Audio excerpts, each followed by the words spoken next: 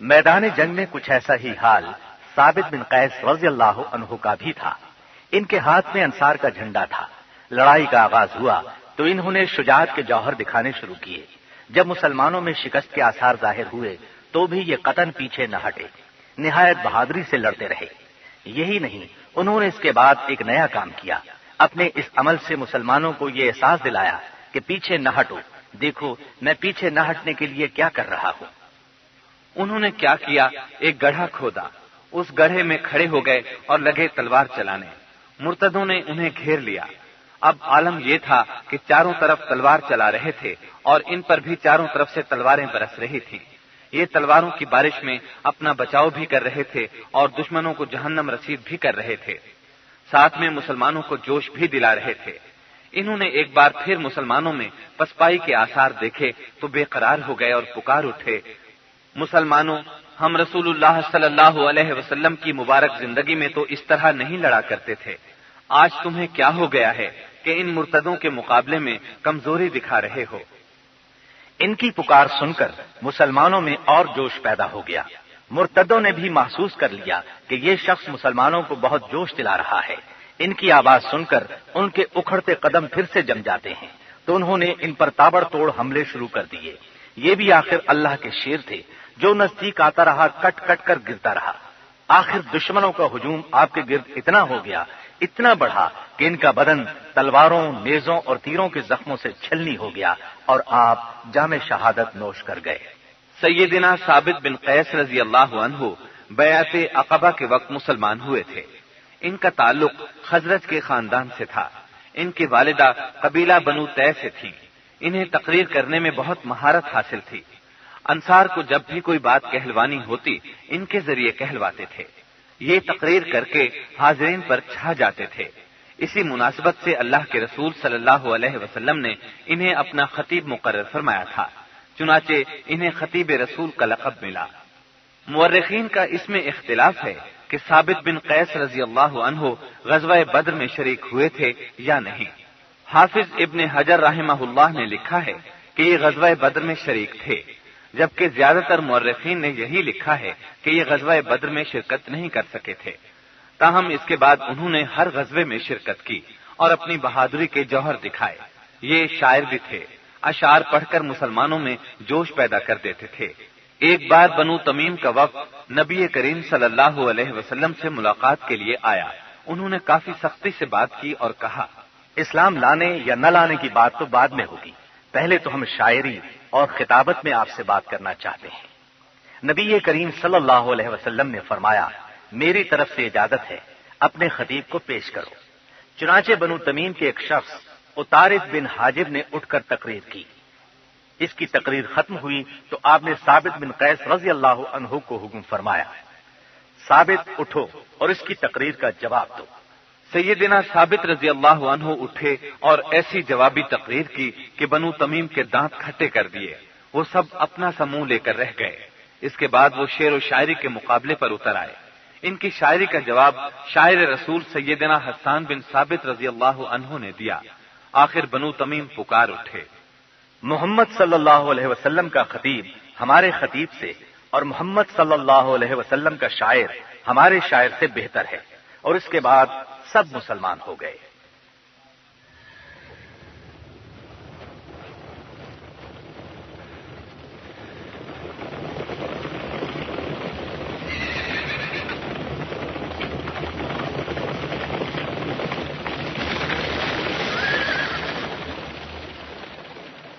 जंग जोर शोर से जारी थी। जिस्मों के आज़ा कट कट कर गिर रहे थे। मुसलमानों में जब शिकस्त के आसार जाहिर हुए तो एक सहाबी सैयदना बरा बिन मालिक रजी अल्लाह अन्हु आगे बढ़े। मुअर्रिखीन और सीरत निगारों ने इनके बारे में लिखा है, जब बरा बिन मालिक रजी अल्लाह अन्हु मैदान जंग का रुख करते थे तो इनके बदन पर शदीद लर्जा तारी हो जाता था। इस लर्जे पर काबू पाने के लिए कई आदमी मिलकर इन्हें दबाते थे। जब ये लर्जा दूर हो जाता तो इनमें बला की ताकत आ जाती थी।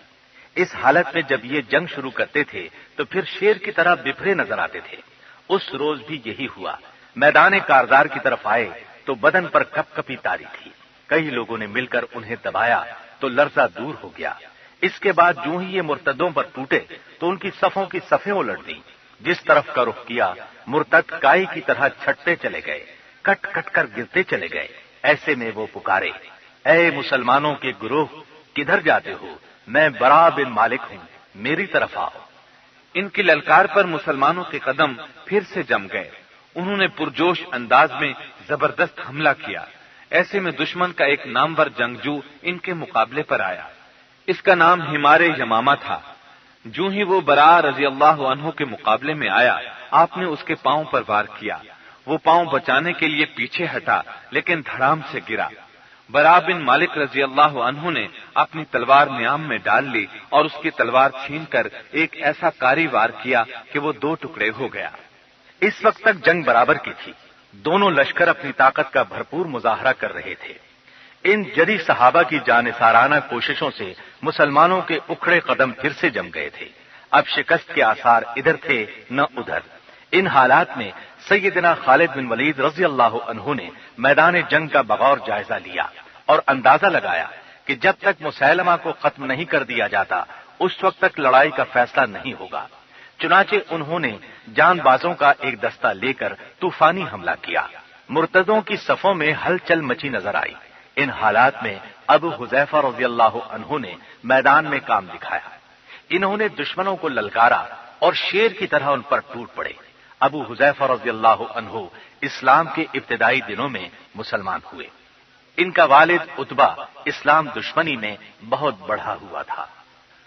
اللہ کی قدرت کہ عتبہ کا بیٹا اس وقت ایمان لے آیا جب نبی کریم صلی اللہ علیہ وسلم ابھی دار ارقم میں تھے. حبشہ کی طرف جو 2 بار ہجرت ہوئی یہ ان دونوں میں شریک ہوئے. اس سفر میں ان کی بیوی بھی ساتھ تھی اور حبشہ کے سفر ہی میں ان کے ہاں محمد بن ابی حذیفہ پیدا ہوئے تھے. جب یہ حبشہ سے مکہ واپس لوٹے تو مدینے کی طرف ہجرت کی تیاریاں ہو رہی تھیں. چنانچہ انہوں نے اپنے غلام سالم رضی اللہ عنہ کو ساتھ لے کر مدینے کی طرف ہجرت کی. عباد بن بشر رضی اللہ عنہ کے ہاں مہمان ٹھہرے. نبی کریم صلی اللہ علیہ وسلم نے انہی کو ان کا بھائی بنایا. رسول اللہ صلی اللہ علیہ وسلم کے زمانے میں تمام مشہور معرکوں میں حصہ لیا. خاص طور پر بدر میں بہت عبرتناک منظر دیکھنے میں آیا جب انہوں نے اپنے کافر باپ کو للکارا. پھر جب غزوہ بدر میں ان کا باپ عتبہ اور دوسرے سردار شیبہ, امیہ بن خلف اور ابو جہل وغیرہ مارے گئے تو انہیں ایک کنویں میں ڈال دیا گیا. اس وقت اللہ کے رسول صلی اللہ علیہ وسلم نے ان مشرکین کو مخاطب کر کے فرمایا تھا, اے عتبہ, اے شیبہ, اے امیہ, اے ابو جہل, تم نے دیکھ لیا اللہ کا وعدہ سچ ثابت ہوا. اس وقت نبی کریم صلی اللہ علیہ وسلم نے ابو حذیفہ رضی اللہ عنہ کو بہت اداس محسوس کیا. آپ نے ان سے فرمایا, ابو حذیفہ, شاید تمہیں باپ کے مرنے کا افسوس ہے. جواب میں انہوں نے عرض کیا, اللہ کی قسم یہ بات نہیں, مجھے باپ کے قتل ہو جانے کا صدمہ نہیں. میرا خیال تھا وہ ایک عقل مند انسان ہے, اس بنا پر امید تھی کہ ایمان لے آئے گا. آج یہی ابو حذیفہ رضی اللہ عنہ جان توڑ کر لڑ رہے تھے. انہیں اپنے تن من کا کوئی ہوش نہیں تھا. دشمنوں نے جب دیکھا وہ انہیں حد درجے نقصان پہنچا رہے ہیں تو انہیں چاروں طرف سے گھیر لیا. اب ہر طرف سے ان پر تلواروں کے وار ہونے لگے. تابڑ توڑ حملے ہوئے. آخرکار بڑی جواں مردی سے انہیں قتل کرتے ہوئے اللہ کا یہ شیر جام شہادت نوش کر گیا. آپ کا شمار نمایاں صحابہ میں ہوتا ہے. آپ غلاموں سے بہت اچھا سلوک کرتے تھے. انہی بہادروں میں سالم مولا ابی حذیفہ رضی اللہ عنہ بھی تھے, یعنی ابو حذیفہ رضی اللہ عنہ کے غلام. جب انہوں نے مسلمانوں میں شکست کے آثار دیکھے تو بے تاب ہو گئے. بلند آواز میں پورے جوش سے پکارے, افسوس, رسول اللہ صلی اللہ علیہ وسلم کی قیادت میں تو ہم اس طرح نہیں لڑتے تھے, آج کیوں بزدلی دکھا رہے ہو. اس کے بعد انہوں نے اپنے لیے ایک گڑھا کھودا اور اس میں کھڑے ہو گئے. مہاجرین کا جھنڈا تھامے ہوئے تھے. گڑھے میں کھڑے رہ کر مرتدوں سے لڑنا شروع کیا. زندگی کے آخری سانس تک بہادری سے لڑتے رہے. شجاعت کے جوہر دکھاتے رہے. مرتدوں کو مارتے کاٹتے رہے. جنگ ختم ہونے پر دیکھا گیا کہ ان کا سر اپنے منہ بولے باپ ابو حذیفہ رضی اللہ عنہ کے قدموں میں تھا. یہ ان بزرگوں میں سے تھے جنہوں نے فن قرات میں کمال حاصل کیا تھا. عاملین قرآن میں سے تھے۔ جب اس مہم پر انہیں بھیجا جانے لگا اور مہاجرین کا جھنڈا انہیں دیا گیا تو ایک صاحب نے اعتراض کیا اور کہا، ہمیں تمہاری طرف سے ڈر ہے کہ کہیں میدان جنگ میں بزدلی نہ دکھاؤ، اس لیے ہم جھنڈا کسی اور کو دیں گے۔ اس پر سالم رضی اللہ عنہ بولے، اگر میں بزدلی دکھاؤں تو سب سے زیادہ بدبخت حامل قرآن ہوں گا۔ یہ کہا اور میدان جنگ میں کود پڑے اور پھر حقیقت میں اپنے آپ کو بہترین حامل قرآن ثابت کر دکھایا۔ جنگ کے دوران جب آپ کا داہنا ہاتھ کٹ گیا تو جھنڈا بائیں ہاتھ میں تھام لیا، بایاں بھی کٹ گیا تو دونوں بازوؤں کا حلقہ بنا کر علم کو سنبھالا۔ اس آخری وقت میں آپ سورہ آل عمران آیت 146 پڑھ رہے تھے۔ وَكَأَيٍّ مِّن نَّبِيٍّ قَاتَلَ مَعَهُ رِبِّيُّونَ كَثِيرٌ، اور کتنے انبیاء ایسے ہیں جن کے ساتھ مل کر بہت سے اللہ والوں نے جہاد کیا۔ زخموں سے چور ہو کر گرے تو پوچھا، ابو حذیفہ نے کیا کیا؟ انہیں بتایا گیا کہ وہ بہادری سے لڑتے ہوئے شہید ہو چکے ہیں۔ انہوں نے پھر پوچھا، اس آدمی نے کیا کیا جس نے مجھ پر اعتراض کیا تھا؟ بتایا گیا وہ بھی شہید ہو گئے ہیں۔ یہ سن کر فرمایا، مجھے ان دونوں کے درمیان لٹا دینا۔ اللہ تعالیٰ نے سالم رضی اللہ عنہ کو اس قدر دلکش آواز عطا فرمائی تھی کہ جب آیات قرآنی تلاوت فرماتے تھے تو لوگوں پر ایک کیفیت طاری ہو جاتی تھی۔ راہگیر چلتے چلتے رک جاتے تھے اور تلاوت سننے لگتے تھے۔ ایک روز سیدہ عائشہ صدیقہ رضی اللہ عنہا نبی کریم صلی اللہ علیہ وسلم کی خدمت میں دیر سے حاضر ہوں۔ آپ صلی اللہ علیہ وسلم نے دریافت فرمایا، کہاں رہ گئی تھی؟ انہوں نے بتایا، ایک قاری قرات کر رہے تھے، اس کے سننے میں محو ہو گئی تھی۔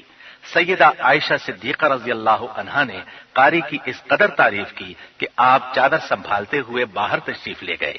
دیکھا تو سالم مولا ابی حذیفہ رضی اللہ عنہ تلاوت کر رہے تھے۔ آپ بہت خوش ہوئے اور فرمایا، اللہ کا شکر ہے، اس نے تم جیسے شخص کو میری امت میں پیدا کیا ہے۔ اس خوش الحانی کی وجہ سے صحابہ کرام رضی اللہ عنہم انہیں عزت کی نگاہ سے دیکھتے تھے۔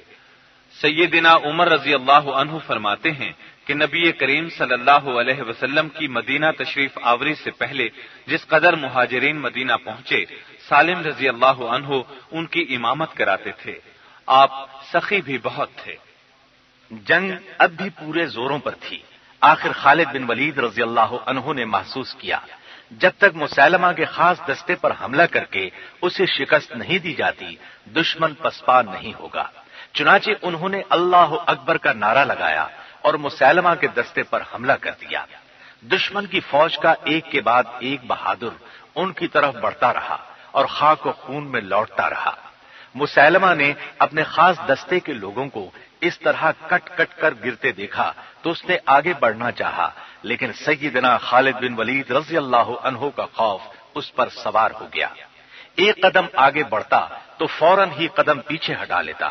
ادھر خالد بن ولید رضی اللہ عنہ راستے میں آنے والے بے شمار مرتدوں کو ٹھکانے لگا چکے تھے اور اپنا راستہ صاف کرتے چلے جا رہے تھے۔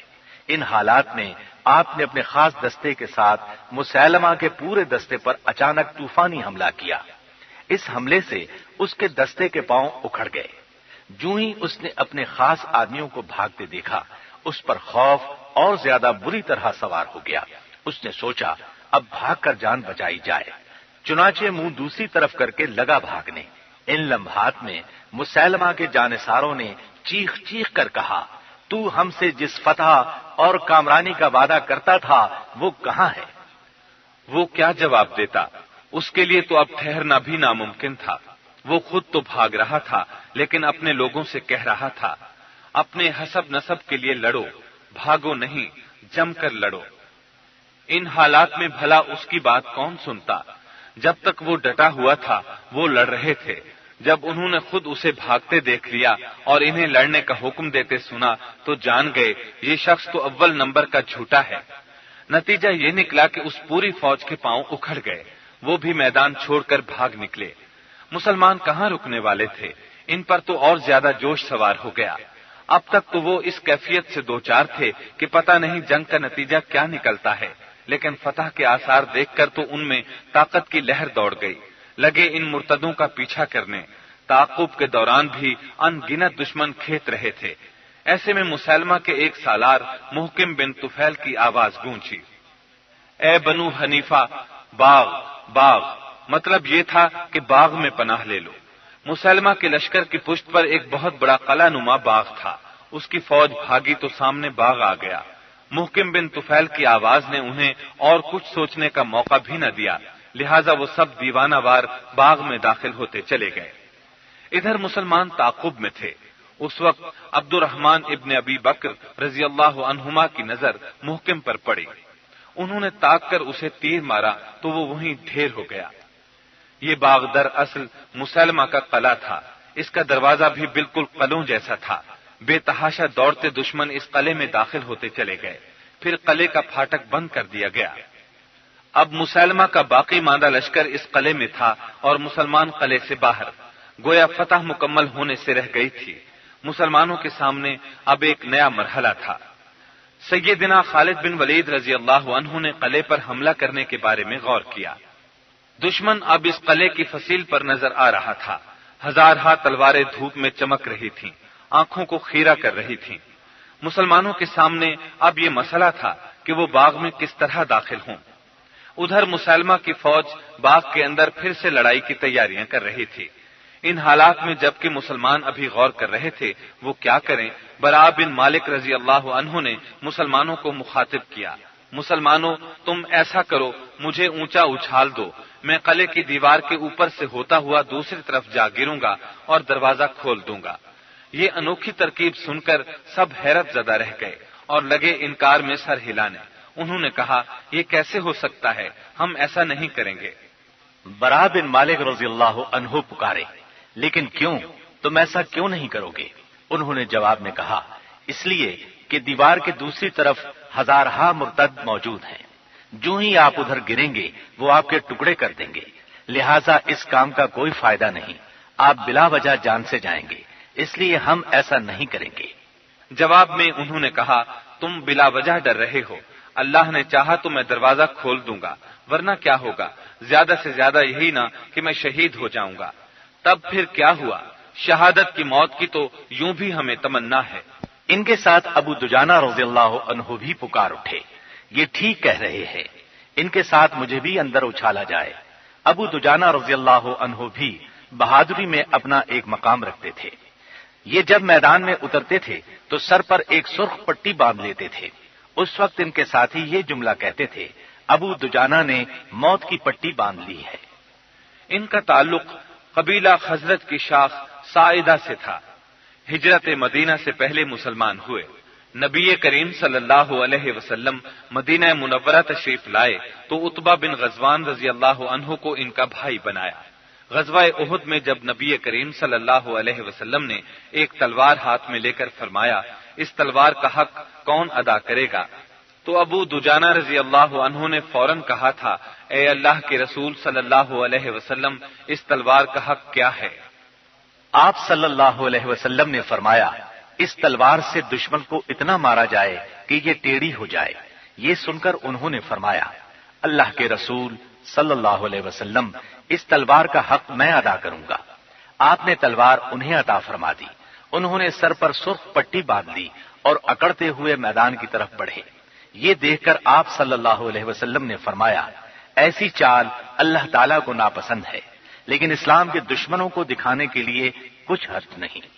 احد کی لڑائی میں انہوں نے بہادری کے خوب جوہر دکھائے۔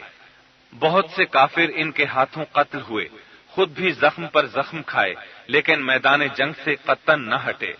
آپ نے تمام غزوات میں حصہ لیا، بہادری کے جوہر دکھائے اور غزوات میں نمایاں مقام حاصل کیا۔ اور ابو دجانہ رضی اللہ عنہما کو اللہ تعالیٰ نے سنہری موقع عطا فرما دیا۔ ابو دجانہ رضی اللہ عنہ گرے تو ان کے پاؤں کی ہڈی ٹوٹ گئی، لیکن اسی حالت میں مرتدوں پر ٹوٹ پڑے۔ براء بن مالک رضی اللہ عنہ نے بھی اٹھتے ہی جنگ شروع کر دی۔ دونوں مردانہ وار مرتدوں کو مارتے کاٹتے دروازے کی طرف بڑھنے کی سرتوڑ کوشش کرتے رہے اور آخر کار دروازہ کھولنے میں کامیاب ہو گئے۔ بس پھر کیا تھا، مسلمان پرجوش انداز میں اندر داخل ہونے لگے، ساتھ میں فلک شگاف نعرے گونجنے لگے۔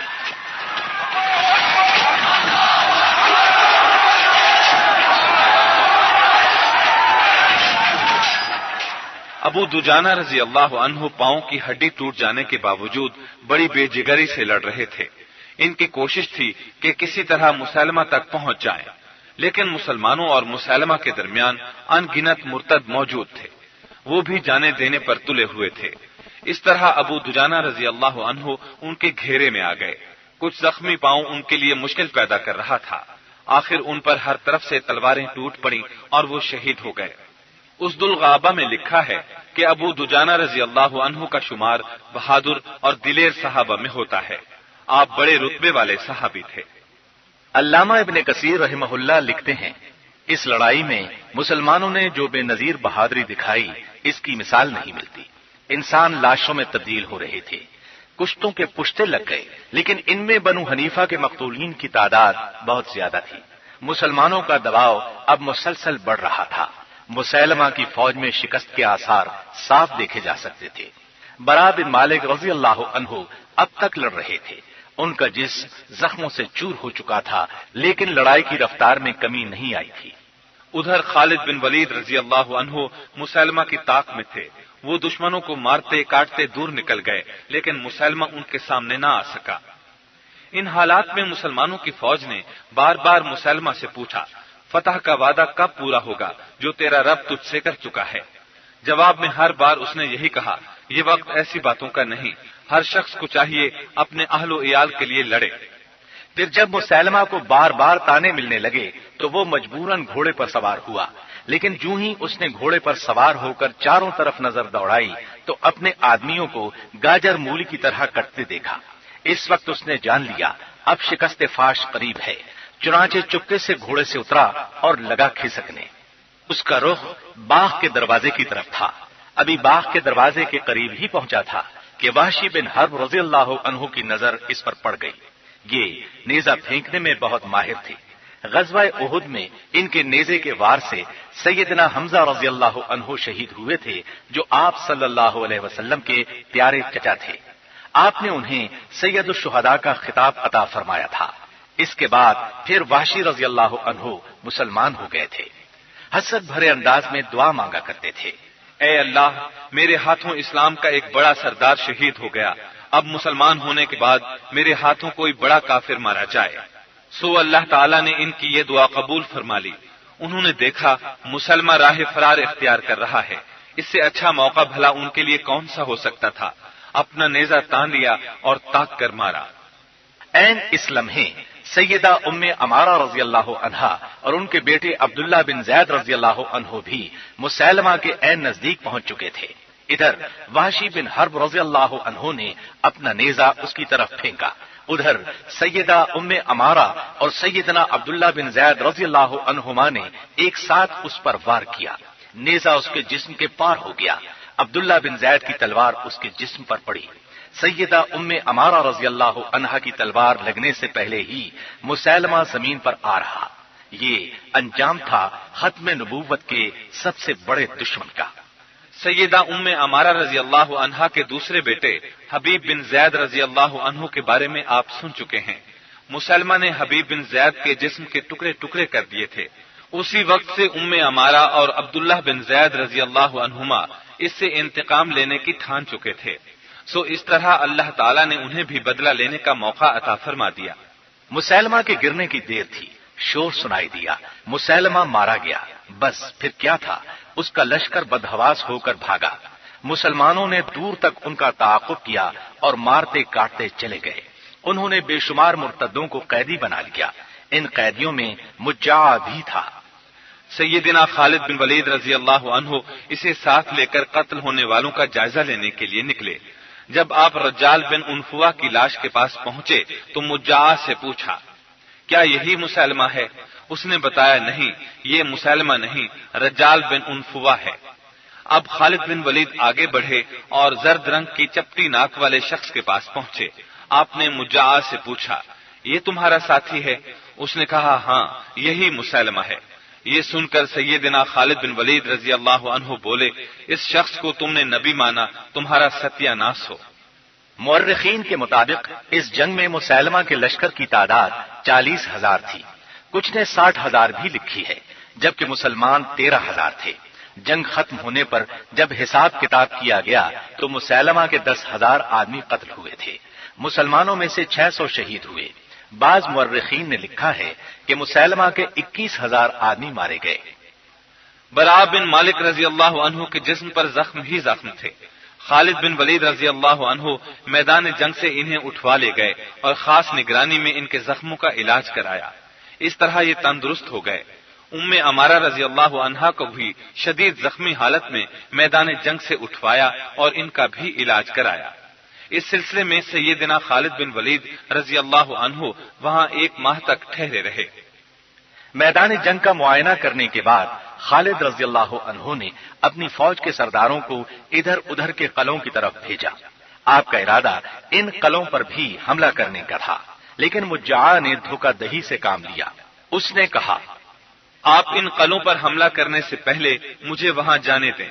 یہ قلعے نوجوانوں اور جنگجوؤں سے بھرے ہوئے ہیں، ان کو فتح کرنا آسان کام نہیں ہوگا، لہذا میں صلح کی کوشش کیے دیتا ہوں۔ سیدنا خالد بن ولید رضی اللہ عنہ کو اس بات کا احساس تھا کہ مسلمان تھکے ہوئے ہیں، زخم خوردہ ہیں۔ ان حالات میں ایک بار پھر انہیں جنگ میں مصروف کرنا کسی طرح بھی مناسب نہیں ہوگا۔ اس خیال سے انہوں نے مجاع کا مشورہ مان لیا اور اسے قلعوں کی طرف روانہ کیا۔ اس نے قلعوں کے اندر جا کر چال چلی۔ ان قلعوں میں دراصل صرف عورتیں اور بچے پناہ لیے ہوئے تھے، مرد وہاں بالکل نہیں تھے۔ اس نے عورتوں سے کہا، تم مردانہ لباس پہن لو اور تلواریں ہاتھوں میں لے کر قلعوں کی فصیل پر چڑھ جاؤ۔ نیچے سے تم فوج نظر آؤ گی اور مسلمان جنگ کرنے کی بجائے صلح کرنے پر مائل ہو جائیں گے۔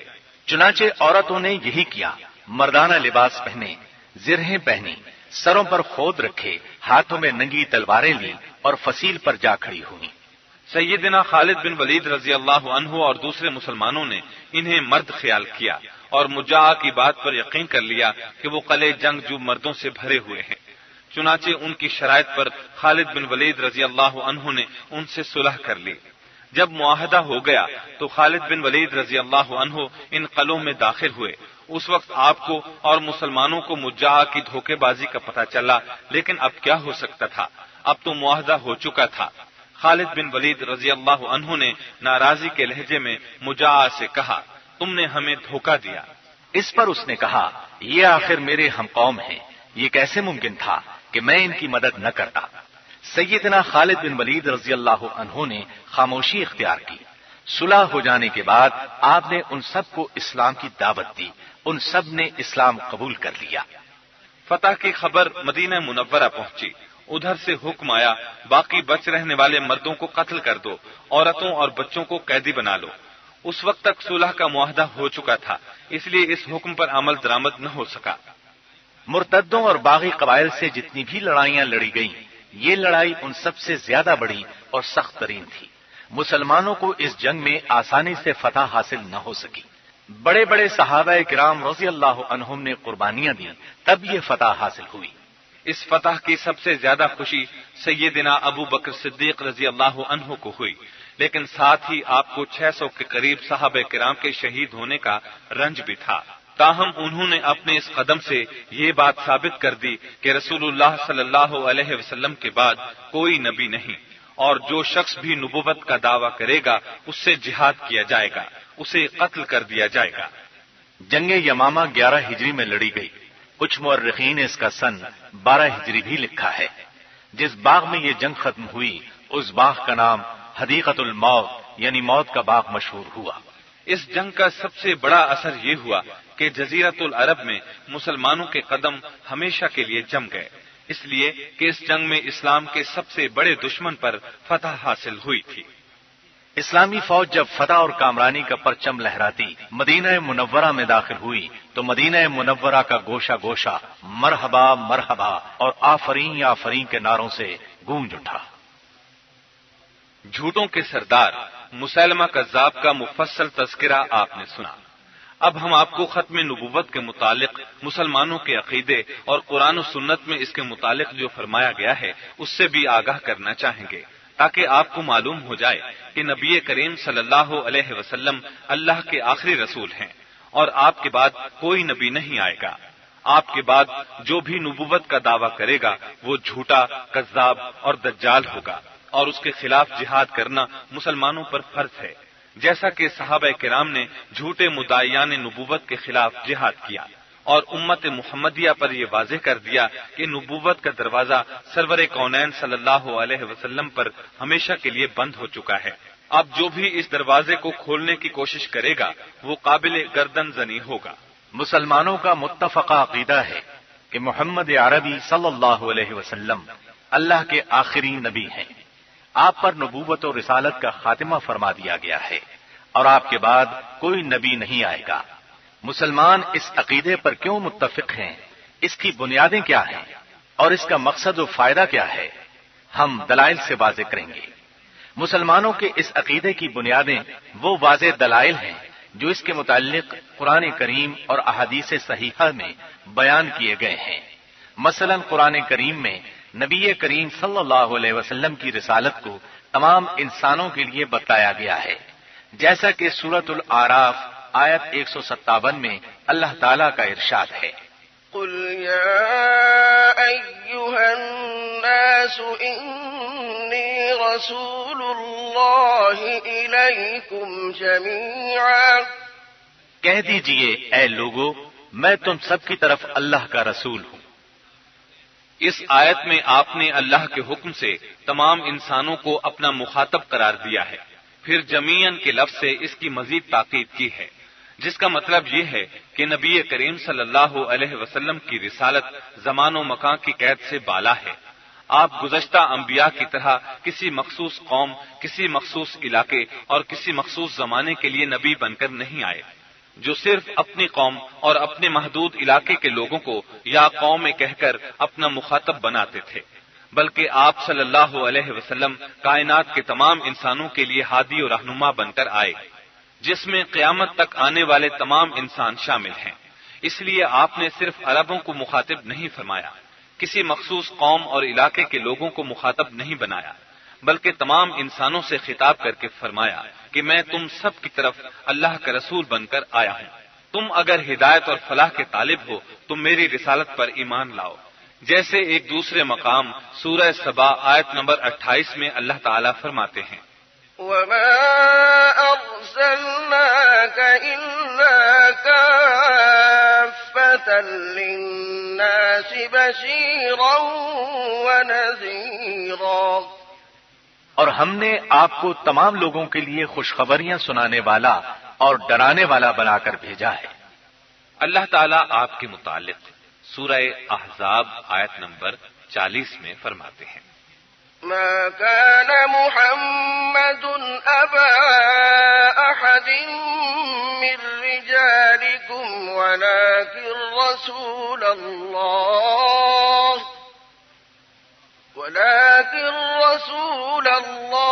وخاتم النبيين۔ محمد صلی اللہ علیہ وسلم تمہارے مردوں میں سے کسی کے باپ نہیں ہیں، لیکن وہ اللہ کے رسول اور خاتم النبیین ہیں۔ یعنی جیسے کسی چیز کو بند کر کے اس پر مہر لگا دی جاتی ہے، جس کے بعد کوئی چیز اس میں داخل ہو سکتی ہے نہ خارج، اسی طرح نبی صلی اللہ علیہ وسلم کی آمد بھی ایسے ہی ہے جیسے سلسلہ نبوت پر مہر لگا دی گئی ہے اور نبوت و رسالت کا آپ پر خاتمہ فرما دیا گیا ہے۔ بہرحال خاتم النبیین کے معنی آخری نبی کے ہوں یا نبیوں کی مہر کے، دونوں کا مفہوم ایک ہی ہے کہ آپ اللہ کے آخری نبی ہیں، آپ کے بعد کوئی نبی آنے والا نہیں۔ احادیث سے بھی اسی مفہوم کی وضاحت ہوتی ہے۔ اللہ تعالیٰ سورۃ المائدہ آیت 3 میں فرماتے ہیں، اليوم أكملت لكم دينكم وأتممت عليكم نعمتي ورضيت لكم الإسلام دينا، آج میں نے تمہارے لیے تمہارا دین مکمل کر دیا اور تم پر اپنی نعمت پوری کر دی، اور میں نے تمہارے لیے اسلام کو بطور دین پسند کر لیا۔ قرآن کریم کی یہ آیت مبارکہ نبی صلی اللہ علیہ وسلم کی زندگی کے آخری ایام میں نازل ہوئی، جس میں اللہ تعالیٰ نے اس دین اسلام کی تکمیل کی نوید دی، جس کی تعلیم تمام انبیاء اپنے اپنے دور میں اپنی اپنی قوم کو دیتے رہے۔ ظاہر بات ہے کہ تکمیل کے بعد ترمیم و اضافے کی یا رد و بدل کی ضرورت نہیں رہتی، جیسا کہ نبی صلی اللہ علیہ وسلم سے پہلے آنے والے نبیوں کے ذریعے سے احکام شریعت میں کچھ نہ کچھ ترمیم و اصلاح اور رد و بدل کا سلسلہ چلتا رہا۔ اس اعلان تکمیل نے اس سلسلے کو موقوف کر کے یہ واضح کر دیا کہ اب نبی صلی اللہ علیہ وسلم کے بعد کوئی نبی آنے والا نہیں۔ علاوہ ازیں پچھلی شریعتوں اور سابقہ آسمانی کتابوں میں تحریف و تغیر ہوتا رہا، جبکہ نبی صلی اللہ علیہ وسلم پر اللہ نے جو قرآن کریم نازل فرمایا اس کے متعلق اللہ نے سورۃ الحجر آیت 9 میں فرمایا، إنا نحن نزلنا الذكر وإنا له لحافظون۔ ہم نے یہ ذکر یعنی قرآن مجید نازل کیا ہے اور ہم ہی اس کی حفاظت کرنے والے ہیں۔ اللہ تعالیٰ کے اس فرمان سے بھی یہی واضح ہوتا ہے کہ چونکہ اللہ تعالیٰ نے اس شریعت اور کتاب کو رہتی دنیا تک کے لیے ہدایت و رہنمائی کا ذریعہ بنایا ہے، اس لیے اللہ تعالیٰ نے اس کی حفاظت کی ضمانت بھی دی، جبکہ پچھلی آسمانی کتابوں کے بارے میں حفاظت کا یہ وعدہ نہیں فرمایا۔ چنانچہ یہ حقیقت ہے کہ پچھلی آسمانی کتابیں تغیر و تبدل سے محفوظ نہ رہیں، اور آخری نبی محمد الرسول اللہ صلی اللہ علیہ وسلم پر نازل کردہ قرآن جوں کا توں محفوظ ہے۔ اسی طرح اس قرآن کی وہ قولی اور عملی تفسیر بھی احادیث صحیحہ کی صورت میں محفوظ ہے جو نبی صلی اللہ علیہ وسلم نے فرمائی۔ احادیث کی حفاظت اور ان کی تدوین کا بھی اللہ تعالیٰ نے محدثین کرام رحمت اللہ علیہم کے ذریعے سے ایسا تکوینی انتظام فرمایا کہ اس سے قبل کسی بھی نبی کی تعلیمات اور سیرت کی حفاظت کا ایسا انتظام نہیں فرمایا۔ یہ وعدہ حفاظت اور اس کا بے مثال تکوینی اہتمام اسی بات پر دلالت کرتا ہے کہ اللہ تعالیٰ نے آپ کو قیامت تک کے آنے والے انسانوں کے لیے نبی بنا کر بھیجا ہے، اس لیے آپ پر نازل کردہ کتاب اور اس کی عملی تشریح و توضیح کو بھی اللہ نے محفوظ رکھا ہے۔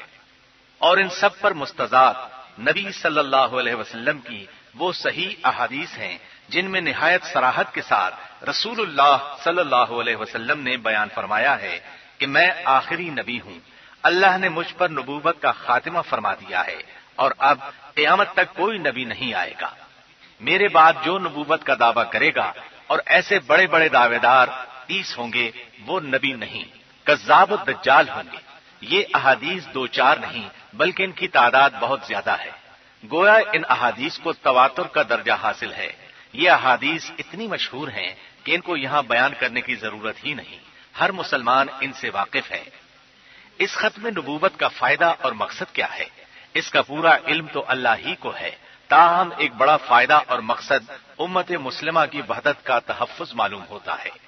اللہ تعالیٰ نے نبی صلی اللہ علیہ وسلم پر نبوت کا خاتمہ فرما کر امت محمدیہ کی وحدت کا بہترین انتظام فرما دیا ہے، اس لیے کہ جب بھی کوئی نیا نبی آتا ہے تو نئے سرے سے کفر و ایمان کا مسئلہ پیدا ہو جاتا ہے۔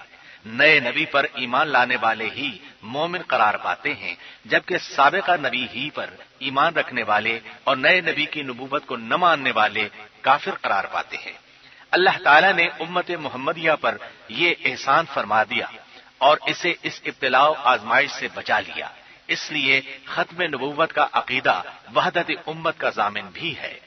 مذکورہ دلائل کی وجہ سے صحابہ کرام رضوان اللہ علیہم اجمعین سے لے کر آج تک اس عقیدے پر امت کا اجماع چلا آ رہا ہے۔ یہی وجہ ہے کہ امت نے کسی جھوٹے نبی کو کبھی برداشت نہیں کیا، اور یہی وہ وجوہات ہیں جن کے پیش نظر سیدنا ابو بکر صدیق رضی اللہ عنہ نے گمبھیر مسائل سے دوچار ہونے کے باوجود جھوٹوں کے سردار مسیلمہ کذاب کے خلاف اعلان جہاد کیا اور اسے کیفر کردار تک پہنچایا۔